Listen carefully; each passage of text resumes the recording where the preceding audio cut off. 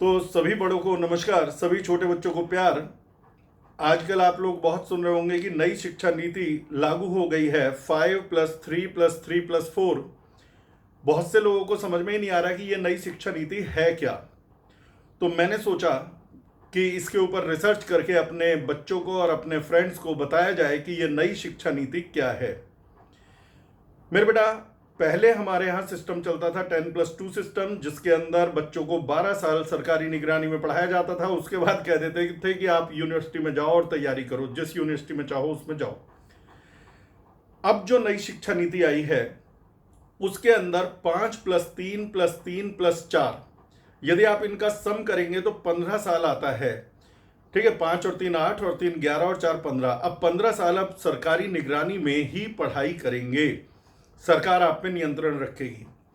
पर अंतर यह हुआ है कि पहले 6 साल की उम्र में आपको भेजा जाता था पढ़ने, और अब 3 साल की उम्र से आपको पढ़ने के लिए भेजा जाएगा। दरअसल इस शिक्षा नीति के पीछे बहुत लंबी रिसर्च है। बहुत लोगों ने रिसर्च करी, बड़े बड़े महान बुद्धिजीवी इससे जुड़े और पंचायत लेवल पर जाकर के उन्होंने सब लोगों से बातें और समस्याएं सुनी और तब इसको बनाया। पहले आप लोगों ने देखा होगा कि बच्चे स्कूल जाने से कतरा रहे हैं, रो रहे हैं। मैं तो एक जोक सुना करता था कि एक बार एक छोटा सा बच्चा स्कूल जा रहा था तो उसने देखा कि एक कसाई बकरे को खींच के ले जा रहा है, बकरा पीछे की तरफ भाग रहा है, कसाई आगे खींच रहा है, बकरा पीछे खींच रहा है। तो बच्चे ने पापा से पूछा कि ये बकरा पीछे क्यों भाग रहा है। तो उसके बाप ने कहा कि भाई ये क्योंकि कसाई से काटने के लिए ले जा रहा है। तो उस बच्चे ने कहा, ओहो, मैंने सोचा ये स्कूल लेकर के जा रहा है इसलिए वो पीछे भाग रहा है। बात हंसी की मैं बोली, लेकिन जरा बात की गहराई समझिए। हमारे यहाँ का पढ़ाई सिस्टम इतना बोरिंग हो चुका था कि बच्चे स्कूल से नफरत करने लगे थे, स्कूल नहीं जाना चाहते थे, पढ़ाई से रुचि उनकी शुरुआत में ही खत्म हो जाती थी। पहली क्लास में जाते के साथ ही उनके ऊपर थोप दिए जाते थे सब्जेक्ट, उनको एग्जाम का डर बैठा दिया जाता था। अब ये नहीं होगा। तो थोड़ी सी वीडियो हो सकता है 2-4 मिनट लंबी बन जाए, क्योंकि मैं पूरे डिटेल में समझाऊंगा। इसको देखने के बाद आप नई शिक्षा नीति के बारे में पूरा समझ जाएंगे। पहला स्टेज 5, 5+3+3+4 में पहला स्टेज है 5, जिसके अंदर 3 साल प्ले के, जिसे आप पहले नर्सरी, एलकेजी, यूकेजी बोला करते थे, 3 साल प्ले के और 2 साल फर्स्ट क्लास और सेकंड क्लास के, यानी टोटल 5 साल का प्रोग्राम है। पहले 3 साल कोई पढ़ाई नहीं होगी, सिर्फ आपको स्कूल जाना है खेलने के लिए। आप ये बताइए, स्कूल जाने से क्यों बचते थे बच्चे, क्यों डरते थे स्कूल जाने से? क्योंकि उन्हें खेलने में मजा आता था। अब जब स्कूल में ही खेलने को मिलेगा, स्कूल के अंदर आपका मन करता है पेंटिंग करो, स्कूल के अंदर आपका मन करता है कि जो चाहे खेलो यार, जो चाहे, सिर्फ टीचर आपको बैठा के खिलाएंगे। स्कूल जाने की आदत डालनी है। प्ले स्कूल, एलकेजी और यूकेजी की तरह से पढ़ाई नहीं होगी, ना एग्जाम होंगे, ना रिजल्ट बनेंगे। फिर पहली और दूसरी क्लास में पढ़ाई से इंट्रोडक्शन कराया जाएगा, लेकिन खेल खेल में, यानी कि आपको खिलाएंगे भी फर्स्ट क्लास में भी और सेकंड क्लास में भी, और थोड़ा बहुत पोएम याद करा दी खेलते खेलते, थोड़ा बहुत आपको बता दिया कि भारत की राजधानी क्या है। मतलब ये मैं उदाहरण दे रहा हूं, यही चीज नहीं कि यही पढ़ाया जाएगा इस तरह से। और बच्चे को पता भी नहीं चलेगा फर्स्ट क्लास से सेकंड में कब आ गया और सेकंड कब पास हो गई, क्योंकि उसका ना कोई एग्जाम होगा ना कोई रिजल्ट होगा। सेकंड क्लास जब आपकी क्लियर हो जाएगी, अब आप जाएंगे दूसरे स्टेज में। दूसरा स्टेज है 3, 5+3। ये क्लास 3, क्लास 4 और क्लास 5 में रहेगा।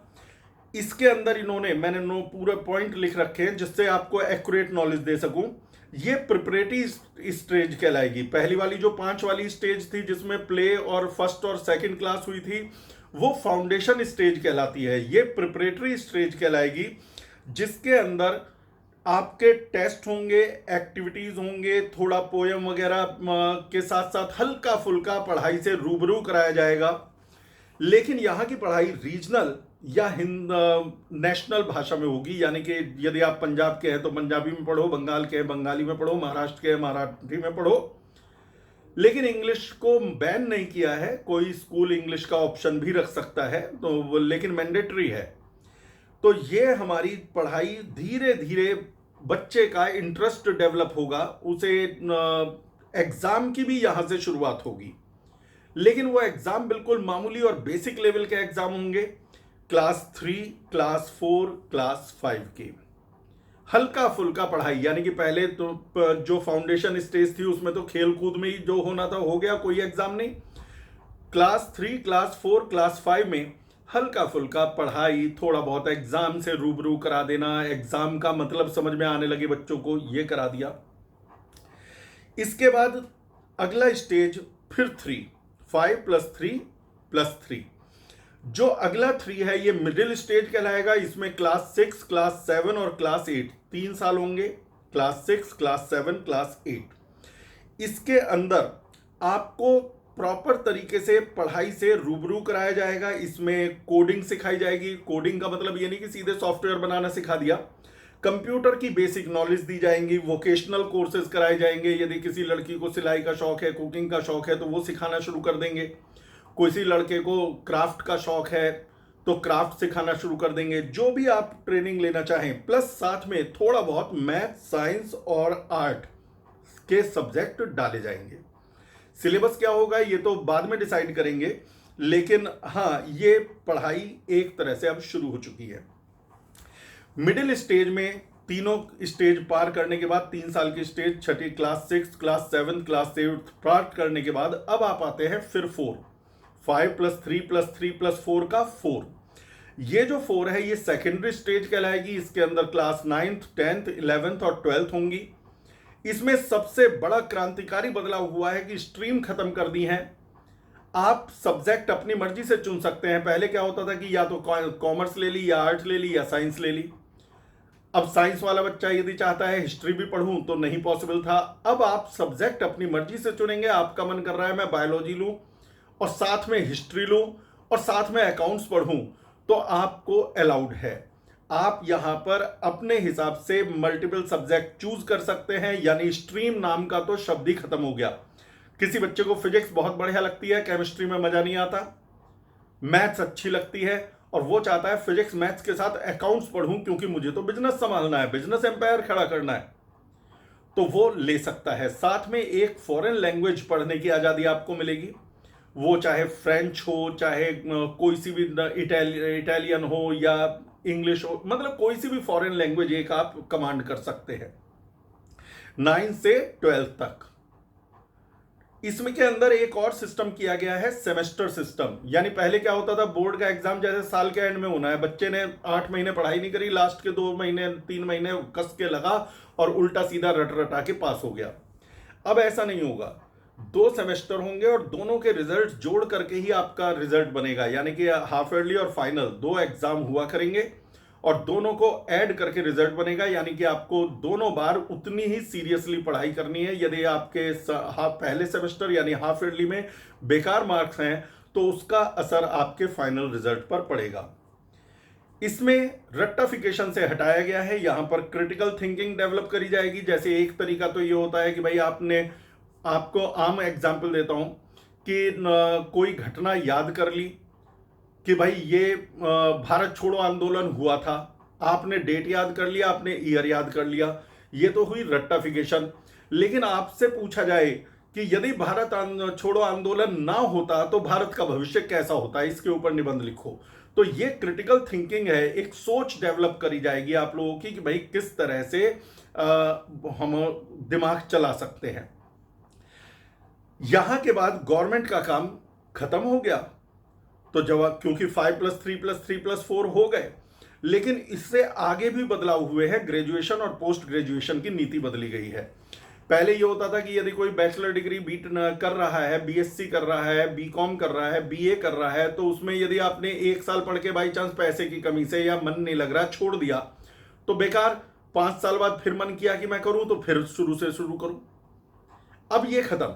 यदि आपने 1 साल कंप्लीट कर लिया ग्रेजुएट का तो आपको सर्टिफिकेट मिलेगा, ग्रेजुएट सर्टिफिकेट, जिसका मतलब 1 साल सक्सेसफुली कंप्लीट। यदि आपने 2 साल की पढ़ाई पूरी कर ली है, 4 साल का सिस्टम है, यदि 2 साल की पढ़ाई पूरी कर ली तो आपको फिर मिलेगा ग्रेजुएट डिप्लोमा का रिजल्ट। और यदि आपने 3 साल की पढ़ाई पूरी कर ली तो ग्रेजुएट डिग्री, जिसको किसी भी नौकरी में अप्लाई करने के लिए काम में लिया जा सकता है। और चौथे साल यदि आप और ग्रेजुएट करते हैं तो आपको मिलेगा ग्रेजुएट रिजल्ट, उसका नाम होगा ग्रेजुएट रिसर्च।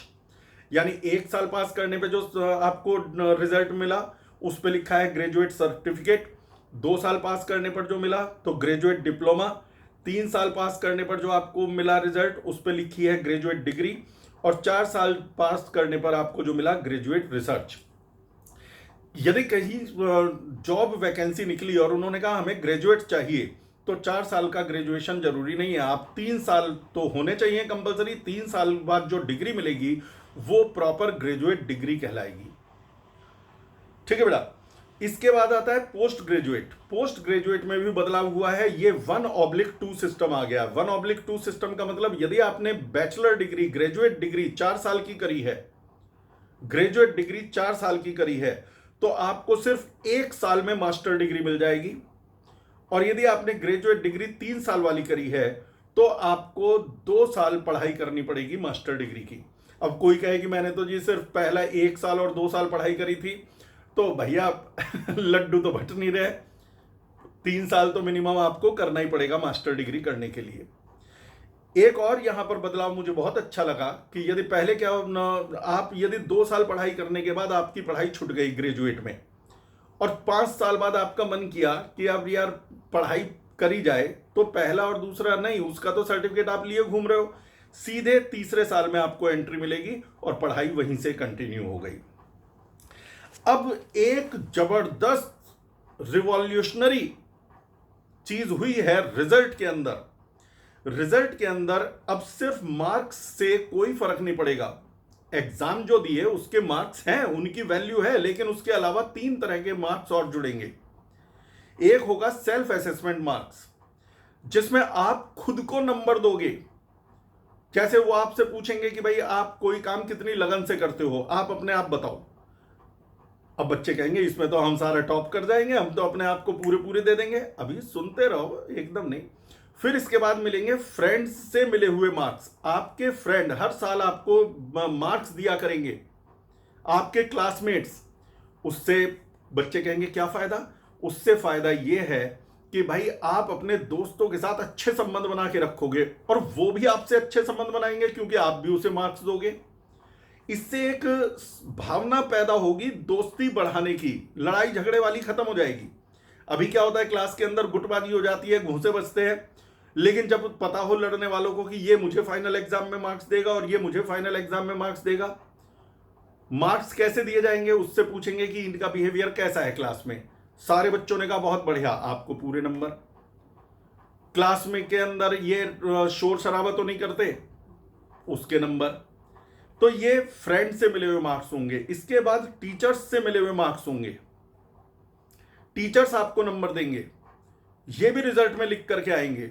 यानी आपका रिजल्ट आपके पूरे व्यक्तित्व का आईना होगा। पढ़ाई में कैसे हो तो पढ़ाई के मार्क्स एग्जाम वाले, सोशल कितने हो फ्रेंड्स के मार्क्स, इसके अलावा आपका क्लास में बिहेवियर कैसा है टीचर्स के मार्क्स, और इसके अलावा भाई अपने आप पर कॉन्फिडेंस कितना है सेल्फ के मार्क्स। सारे जोड़ करके ओवरऑल आपकी पर्सनालिटी को ग्रो करने का काम किया जा रहा है। गजब का चेंज है। इसके साथ साथ टीचर्स को लिए भी 4 साल की ट्रेनिंग कंपलसरी करी जाएगी। अभी इसके बारे में पूरे पत्ते खोले नहीं है सरकार ने। 4 साल की ट्रेनिंग करी जाएगी जिसमें टीचर्स को बाकायदा सिखाया जाएगा कि बच्चों को कैसे पढ़ाएं। कई बार आपने देखा होगा टीचर बहुत नॉलेज वाला है लेकिन अपनी बात को कन्वे नहीं कर पाता, वो सिखाएंगे कि बच्चों को कैसे मजा आता है, कैसे समझाओ इन चीजों को। तो टीचर्स की ट्रेनिंग होगी। इसके अंदर जो मुझे नेगेटिव लगा, जो अभी और इंप्रूवमेंट हो सकता है, वो ये है, एक तो इंग्लिश के ऊपर जोर बहुत कम कर दिया है। बेटा ये इंडिया क्या आजकल ग्लोबल व्यापार होता है। जॉब अमेरिका के अंदर न 50% भारत के लोग जॉब करते हैं। क्यों? क्योंकि उनकी इंग्लिश पे कमांड अच्छी है। चाइना वालों को कभी देखा है विदेश में नौकरी करते हुए? क्योंकि चाइना में इंग्लिश पे जोर ही नहीं दिया गया। चाइना के अंदर तो सारा का सारा बस अपनी भाषा में चैंचों करते रहते हैं और उनको इसीलिए विदेशों में नौकरी नहीं मिलती। अपने यहाँ ग्रो कर रहे हैं लेकिन विदेशों में नौकरी नहीं मिलती। लेकिन हाँ, उन्होंने मैंडेटरी करा हुआ है कि स्कूल चाहे तो इंग्लिश में भी पढ़ा सकते हैं। उन्होंने कोई बंधन नहीं लगाया कि इंग्लिश में पढ़ाना नहीं है, लेकिन हाँ इसको ध्यान दिया जा सकता था। इसके अलावा बच्चों से टीचर के मार्क्स और दिलवाए जाए हर साल। अभी क्या होता है, सरकारी स्कूल क्यों खराब स्थिति में पहुंच गए? टीचर को पता है सरकारी नौकरी है, कोई निकाल नहीं सकता मेरे को, वो पढ़ाने में ध्यान ही नहीं दे रहा। यहां पर यह करा जा सकता है, मैं गवर्नमेंट का यदि कोई ऑफिशियल सुन रहा हो, यहां यह करा जा सकता है कि हर बच्चा टीचर को नंबर दे, तो टीचर मेहनत से पढ़ाएगा कि बच्चों से मार्क्स मिलेंगे, और उसके बिहाफ पर उनको इंसेंटिव या पैसा या रेवेन्यू के रूप में कुछ दिया जाए, कुछ उनका इनाम हो, प्रमोशन उसके बिहाफ पे जल्दी हो, तो बच्चे भी टीचर को दे पाए। इसके अब इम्प्लीमेंट होने की उम्मीद कब से समझी जाए? तो देखो, अभी तो कोरोना काल चल रहा है, दूसरा अभी ये ड्राफ्ट बना है, इसके ऊपर पूरी कमेटी बैठ करके सिलेबस क्या होगा, क्यूरिकुलम कैसे होगा, वो सब डिसाइड करेंगी। तो उम्मीद ये मान करके चलिए 2022 से ये लागू हो पाएगा, हो जाएगा, ये तो पक्का है। लेकिन 2022 से पहले मुझे उम्मीद नहीं लग रही। तो अभी जो पढ़ रहे हैं वो भैया अभी इसी सिस्टम से पढ़ाई करो, और बाकी जो बदलाव होंगे तो वो मैं आपको बताता रहूँगा। तो उम्मीद है कि आप लोगों को अच्छी तरह से समझ में आ गया होगा। यदि समझ में आ गया है तो इसे आगे खिसका दीजिए, फॉरवर्ड कर दीजिए। ये मैं कभी नहीं कहता कि लाइक करो, कमेंट करो, सब्सक्राइब करो। जिसे पसंद आता है वो खुद करता है, जिसे नहीं आता वो नहीं करता। तो ठीक है, नई शिक्षा नीति के बारे में ये थी मेरी खास रिपोर्ट। मैं अमित अग्रवाल, फिजिक्स टीचर। यदि आप मेरे से फिजिक्स की फ्री पढ़ाई करना चाहते हैं तो मेरा यूट्यूब चैनल है SIPME digital classes. SIPME digital classes, SIPME वाला सिपमी। और यदि आप मेरे से जूम पर पर्सनल कोचिंग लेना चाहते हैं, लाइव पढ़ना चाहते हैं, तो मेरा व्हाट्सएप नंबर है 7088441188। तो ठीक है, बाय बाय, मिलते हैं किसी और वीडियो में।